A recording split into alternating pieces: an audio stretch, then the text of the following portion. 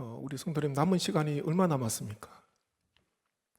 이런저런 공적인 일, 사적인 일, 개인적인 일 제외하면 보시다시피 어떤 사람은 가족과 함께 할 수 있는 시간 1년 몇 개월, 어떤 사람은 6개월, 어떤 사람은 9개월입니다.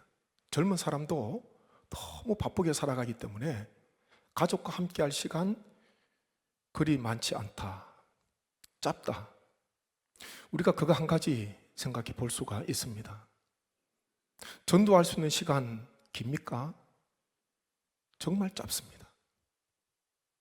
평소 일상에서도 전도하시겠지만은 그래도 전도하는 날을 정해놓고 어떻게든 꼭 전도해야 되는, 가장 가까이에 있는 가족부터 시작해서 늘 만나는 사람 중에서 아직 믿음 생활을 하지 못하고 있다면 한번 해보자. 제가 요한복음 말씀을 묵상하다가 주제를, 새생명 전도주일 주제를 와서 보라 그렇게 정했습니다. 와서 보라. 주님께서 하신 말씀이에요. 제자들이 한 이야기입니다. 와서 보라. 수가성 우물가에서 주님을 만났던 사마리아 여인이 했던 말입니다. 우리가 할 수 있는 것은 어떻게든 이곳까지 모시고 오는 것, 와서 한번 봐라. 기도하고 있습니다. 몇 분이 올지도 모르고 오시는 분이 어떤 형편인지도 모르지만 하나님, 그분에게 있어서 17일에 드리는 1시간의 예배가 그분에게 있어서는 마지막 예배일 수도 있습니다. 마지막 주님과의 만남일 수도 있습니다. 그렇게 생각하니까 마음에 간절함이 있는 거예요. 벌써부터 기도하고 준비하고 있습니다. 하나님께서 역사해 주시기를, 하나님께서 만져주시기를, 하나님께서 오셔서 그 사람 영혼 구원해 주시기를.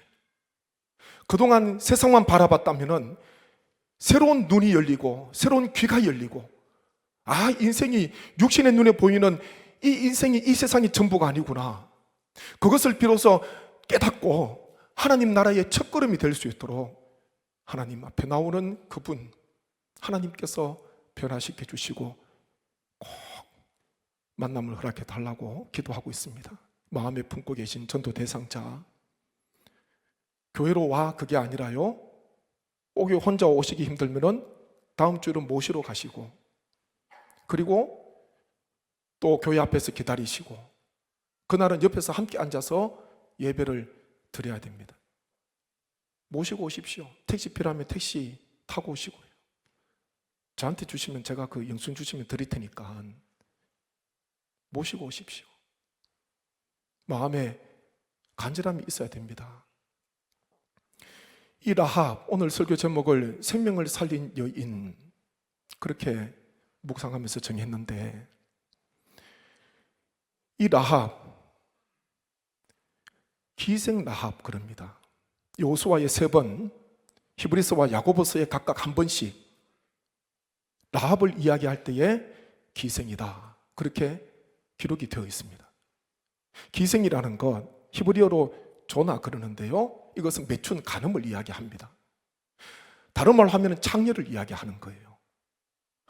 몸을 파는 기생의 직업을 가진 여인이다. 얼마나 부정한 여인입니까? 얼마나 천대받는 그런 직업을 가지고 있습니까? 그런데 이 라합이요, 기생 라합이 마태복음 1장에 기록되어 있는 예수 그리스도의 거룩한 계보, 예수님께서 이 땅에 오시게 되었는데 그 계보에 라합의 이름이 올라가 있습니다. 히브리서 11장에 믿음의 거장들, 아브라함과 야곱과 모세와 요수아와 같은 믿음의 거장들과 함께 어깨를 나란히 하고 있습니다. 히브리서 11장에 기록이 되어 있어요. 기생 라합인데 그의 직업 신분을 봐서는 도저히 성경에 기록될 수 없는 그런 인물인데 하나님께서 그 여인을 귀하게 보셨습니다. 다름 아니라 믿음입니다. 오늘 라합의 신앙, 제가 2가지 묵상하면 좋겠는데요, 첫째, 라합은 기회를 놓치지 않았습니다. 여리고에서 살면서 들었던 소문, 그것은 히브리 민족이 출애굽하여서 홍해를 건넜고 그리고 광야를 지나 요단 저쪽에 있는 아모리 두 왕 옥과 시혼을 어떻게 멸하였는지, 그 두 왕, 힘이 막강했던 아모리 두 왕을 어떻게 쳐 죽였는지 거기에 대한 소식, 소문을 들었습니다. 그거 들었을 때에 마음이 녹았고 정신을 잃었다, 그렇게 성경은 기록을 하고 있습니다. 그러면서요, 이 땅도 하나님께서 이스라엘 백성들에게 주셨구나. 이 땅도 곧 이스라엘 백성들이 요단을 건너서 올라오게 되면은 이 여리고도 이스라엘 백성들이 점령하겠구나, 그것을 깨닫게 되었습니다. 그러던 찰나에 여호수아가 시딤에서 두 정탐꾼을 보냅니다. 요단 건너기 전에 여리고로 두 사람을 보내어서 그곳이 어떤 곳인지, 성이 어떤 성인지 알아보도록 여호수아가 두 사람을 보내지 않습니까? 그 두 사람이 하고 많은 여리고의 집들 중에 성벽 높은 곳에 있는 라합의 집에 들어오게 됩니다. 쫓기면서 숨었던 거예요. 이것도 은혜지요. 그리고 라합은 이 두 사람을, 쫓기고 있는 두 사람을 자기 집 지붕의 3대에 숨겨 주었습니다. 그리고 난 뒤에 라합이 무엇을 했나? 라합이 그들이 불쌍하기 때문에 숨겨준 게 아니에요. 그들이 쫓기기 때문에 그들의 생명을 구해야 되겠다, 그들을 도와줘야 되겠다, 그것 때문에 숨겨준 게 아닙니다. 여호수아 2장 8절 말씀 한번 보십시오. 2장 8절 같이 읽습니다. 또 그들이 눕기 전에 라합이 지붕에 올라가서 그들에게 이르러. 아멘. 이르러서 그들이 눕기 전에 가서 무슨 말을 했나? 여호수아 2장 13절 보십시오. 읽겠습니다. 그리고 나의 부모와 나의 남녀 형제와 그들에게 속한 모든 사람을 살려주어 우리 목숨을 죽음에서 건져내라. 아멘. 그들이 눕기 전에, 이때는요 라합에게 있어서는 골든타임이었습니다. 그들이 잠자기 전에, 잠들기 전에 라합은 지붕에 올라가서 그 두 사람을 만났습니다. 이런저런 세상적인 이야기 하려고 만났던 게 아니에요. 라합이 두 사람에게 가서 말했던 것은, 나와 내 부모와 나의 형제, 나에게 속한 사람들을 나중에 살려주소서. 당신들이 이곳에 와서 이 여리고를 점령할 때에, 이 땅을 차지할 때에, 이 땅이 멸망받을 때에 우리의 가정, 우리의 가족들, 부모와 형제들 속한 사람들 죽이지 말고 살려주세요. 이 말 하려고 올라갔던 거예요. 그래서 눕기 전에, 자기 전에 라합은 두 사람을 만났습니다. 만약 내일 해야지, 모레 해야지, 잠들고 난 뒤에는 소용이 없는 거잖아요. 이 두 사람이 언제 떠날지 아무도 모릅니다. 새벽에 일찍이, 쫓기는 상황이니까 잠도 자지 않고 새벽에 일찍이 인기척 없이 라합 집을 떠날 수도 있습니다. 라합에게 있어서 절체절명의 위기, 그리고 그 기회는요, 이 두 사람이 자기 전에 가서 약속을 얻는 거예요. 맹세를 받는 것입니다. 라합에게 있어서 골든타임입니다. 전도에 있어서 골든타임이 있습니다. 다른 말로 하면 마지노선이라 그렇게 말하기도 합니다. 전도를 항상 할 수 있는 것도 아니고, 그분이 항상 살아계시는 게 아니고, 별세는 갑작스럽게 다가옵니다. 오늘 새벽에 말씀을 드렸잖아요. 지금은 내가 어느 장례식에 조문객으로 참석하지만 언젠가는 나에게도 그 때가 다가온다는 것, 우리는 너무나 잘 알고 있습니다. 그렇기에 시간이 없는 거예요. 어떻게든 시간을 내어서 가장 중요한 이 골든타임을 놓치면 안 됩니다. 라합은 어떻게든 자기 가족들 살리려고 두 사람에게 그 기회 놓치지 않고 그 기회를 붙들었던 거예요. 기회를 놓치지 않았던 여인이 바로 라합입니다. 또 한 가지요, 라합은 삶의 목표가 바뀌었습니다. 라합의 이 말을 들은 두 사람 한 가지 약속을 합니다. 어떤 말을 합니까? 여호수아 2장 18절 말씀 한번 보십시오. 같이 읽겠습니다. 우리가 이 땅에 들어올 때에 우리를 달아내린 창문에 이 붉은 줄을 메고 내 부모와 형제와 내 아버지의 가족을 다 내 집에 모으라. 아멘. 라합에게 두 가지 명령을 합니다. 하나는요, 우리가 지금 우리를 달아내린 이 창문에 붉은 줄을 매도라. 또 하나는 가족들, 아버지 식구들 내 집에 모아라. 두 가지 명령입니다. 첫 번째 명령은 바로 시행합니다. 2장 21절 말씀 보십시오. 라합이 이르되 너희의 말대로 할 것이라 하고 그들을 보내어 가게 하고 붉은 줄을 창문에 매니라. 아멘. 그들이 떠나자마자 가장 먼저 한 것은 붉은 줄을 창문에 맸습니다. 라합의 집이 여리고 성벽 높은 곳에 있다 그래요. 성벽 위에 있다 그랬거든요. 어디에서나 볼 수 있는 곳이에요.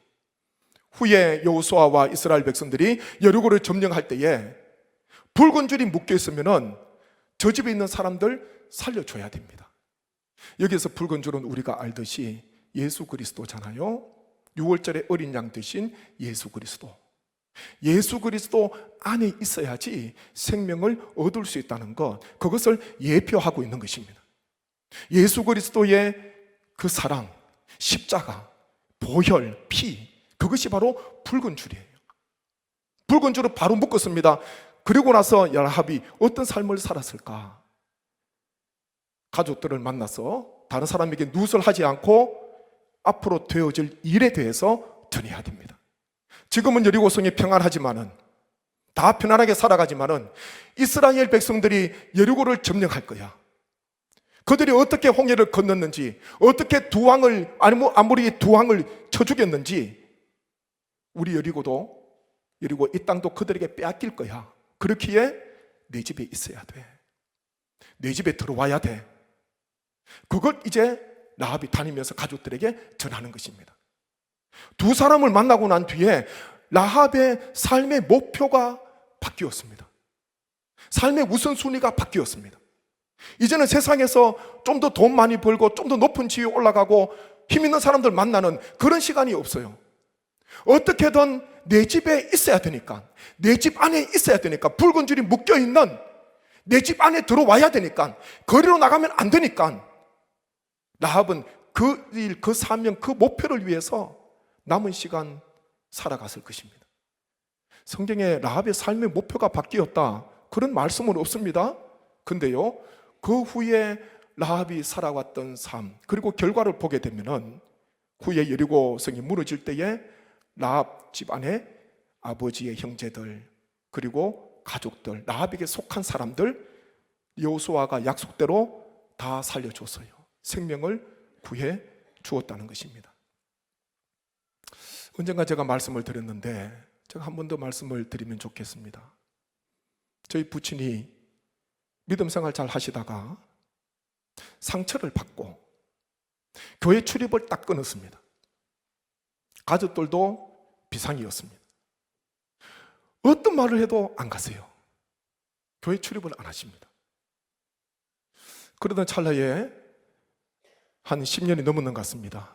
제가 서울에 있을 때에 농한기 때 가끔 댁에 오셨으니까 부모님이 오셨어요. 저희 집에 머무는데 금요 기도회를 마치고 집에 가니까 부친이 안 주무시고 앉아 계시더라고요. 제가 그 밤에 저하고 아버지만 아는 그런 이야기를 나누었는데 제가 어떤 말을 했을까요? 1번, 2번입니다. 1번, 아버지 예수님 믿지 않으면 지옥 갑니다. 큰일 납니다. 그래도 교회 안 가시겠습니까? 이거 1번. 2번, 그래도 아들이 목회하려고 하는데 아버지께서 교회에 가셔서 기도해 주셔야죠. 몇 번입니까? 어떻게 그래 잘하십니까? 그 자리에 계셨습니까? 2번이에요. 2번. 지옥 갑니다. 멸망받습니다.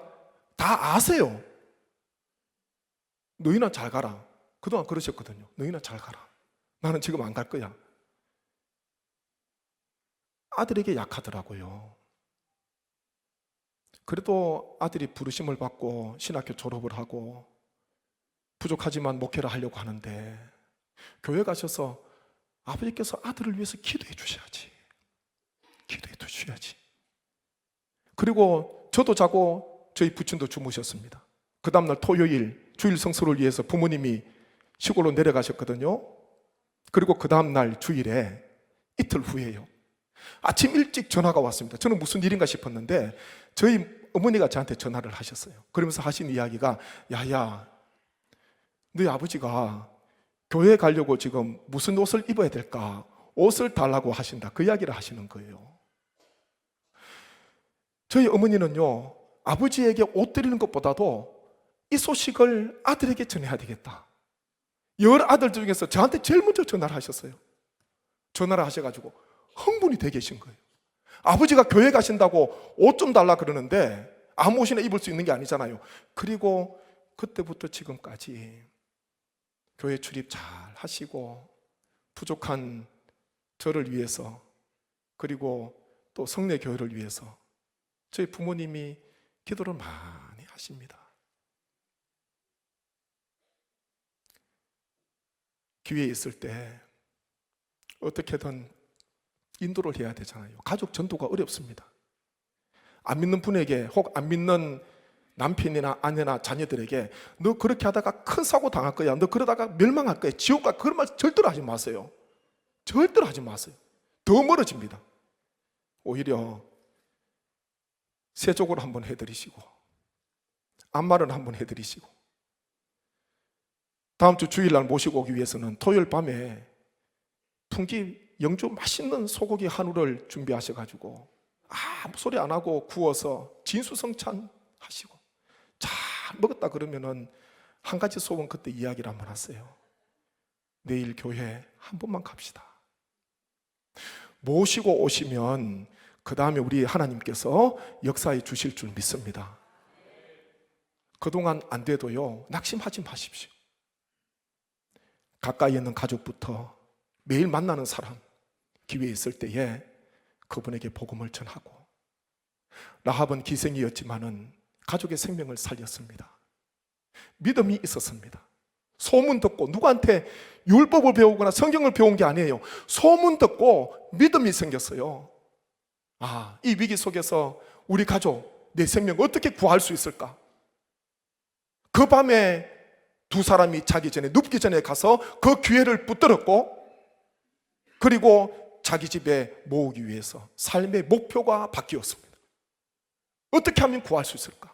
어떻게 하면 살릴 수 있을까? 어떻게 하면 예수 그리스도 안에 들어오게 할 수 있을까?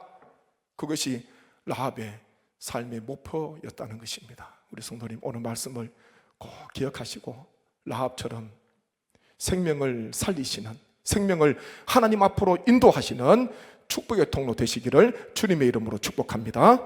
한번 합심해서 기도하기를 원합니다. 아버지 하나님, 기회를 붙들게 하시고 골든타임 놓치고 후회하지 않도록 하나님 은혜 주시고, 전도 대상자, 마땅히 전해야 되는 귀한 복음을 들어야 되는 분들에게 말씀을 전하게 하시고, 일주일 남았는데 하나님 그들에게 생명의 말씀 전하게 하셔서 라합처럼 삶의 목표가 바뀌게 하시고, 다음 주일에 하나님 앞에 모시고 올 수 있는 하나님께서 때려 주시고 마음을 주시고 형편과 여건을 하나님 허락하여 주옵소서. 장애물을 제거하여 주옵소서. 함께 합심하여 기도하겠습니다. 아버지 하나님, 은혜를 감사합니다. 라합처럼 생명을 살리게 하여 주옵소서. 비록 기생이었지만은, 하나님이여 부정한 여인이었지만은 우리 하나님께서 그 믿음을 보시고 예수님의 계보에 이름을 올려주시고 히브리서 11장에 라합의 이름을 기록하여 주셨습니다. 아버지 하나님, 그 찾아온 기회 놓치지 않고, 골든타임 놓치지 않고, 어떻게 하면 가족의 생명을 구할 수 있을까? 어떻게 하면 사람들의 생명을 살릴 수 있을까? 라합은 그 삶의 목표를 가지고 주어진 삶을 살아갔습니다. 아버지, 우리에게 급한 일이 많이 있고 중한 일이 많이 있고 하나님의 급급한 일이 많이 있지만은 생명을 살리는 것, 예수 그리스도 안으로 인도하는 것, 그것이 가장 시급하고 중요한 일임을 기억하게 하셔서 기회가 있을 때 놓치지 않게 하여 주옵소서. 다음 주일 하나님 와서 보라 새생명 전도 주일 가운데 하나님 하나님의 전도 대상자들 마음을 하나님께서 열어주시고 환경과 여건과 건강을 지켜주시고 급한 일이 생기지 않게 하시고 나오는데 모든 걸림돌과 방해물들을 다 제거하여 주셔서 예수 그리스도 안에서 구원 얻는 주님을 만나는 은혜의 때가 되게 하여 주옵소서. 믿지 않는 자들에게 복음을 전할 수 있는 열심도 허락하여 주옵소서. 예수님의 이름으로 기도하옵나이다.